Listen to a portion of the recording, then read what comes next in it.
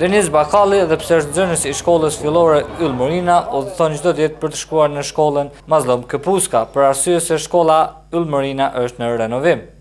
Ai ka shtëpinë afër shkollës, por rruga deri te shkolla tjetër, ajo Mazlum Këpuska, është e lodhshme. Shumë përpërtoj më ardhë, po s'kena shumë bu. Ta që mbjen largë mi pas shkollën, e kum pas shumë afer, po s'kena shumë bu.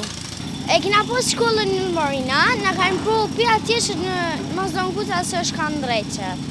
Ta që në kanë tonë kina më shku në Yll Morina, po ishtë kanë dreqe të apet. E kam largë më ardhë dhe se kam shumë largë shpinë më ardhë të këto. Ndërsa në drejtorinë e arsimit, edhe pse kanë paraparë që viti shkollor të fillojë me kohë, kjo nuk ka ndodhur, nga që kanë dalur probleme tjera në shkollë. Vonesat për vazhdimin e mësimit në shkollën Yll Morina veç janë të njohura dhe për opinionin. Gjatë punimeve të cilat kanë filluar në fund të muajit korrik, kanë dalur disa defekte tjera të pllakës. Dhe kështu që jemi detyruar të hapim tender të ri dhe procedurat e tenderimit ju jeni veç njoftuar se ato vonojnë. Gati 4 javë kanë marrë.